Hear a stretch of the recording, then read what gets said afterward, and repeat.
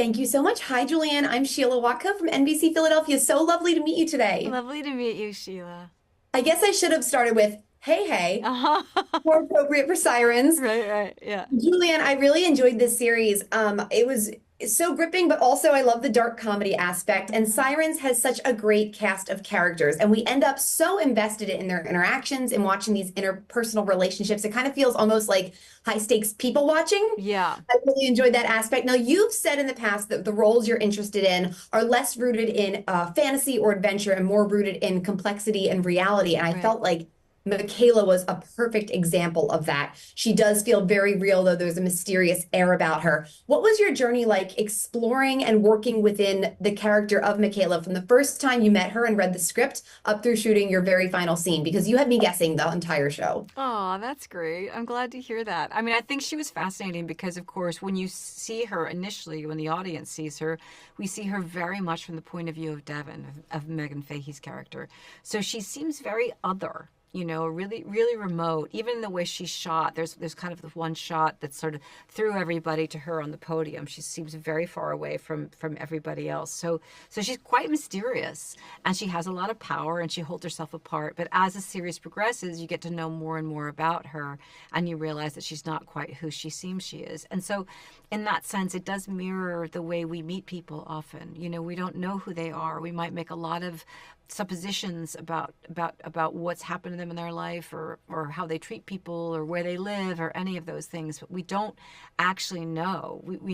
It's hard to get away from judgment. It's like you should just see, just kind of like, to really learn about somebody without projecting what you think. But in this case, I think there's a lot that's projected upon Michaela, and of course a lot that she projects out to the world that's not necessarily true. I love that you said that about judgment because I feel like by the end I thought was I judging these characters too harshly Yeah, yeah. from the beginning to the end? And your scene in the final episode with Kevin Bacon in the kitchen, no spoilers, but you moved me so much. That was so Oh, powerful, an thank excellent you. performance. Thank you I very love that scene much. especially. Now, I do also love in the very first episode, you're interacting with the Falcon, Barnaby. And Yes. when he landed in your arm, that was real, right? Yeah, that was real. That was Okay, totally real. Yeah, yeah. I mean, he it was was so really exciting. adorable. We work with lots of different birds, because of course different birds do different things. But in that, I love birds personally, and so it was so fun. They're used to being handled by people, but they're used to their handlers, not necessarily new people. So it takes some time to get to know them and to get them to trust you. And they were all so sweet. And yes, and when that little bird jumped onto my hand in the middle of the scene, he just did that because I had been spending time with him, and I tried to offer him some food, which he refused. He didn't want it. He was too stressed. But then I've been talking to him enough and stroking him because my hand was there. Suddenly, boom, he hopped right up. It was so fun.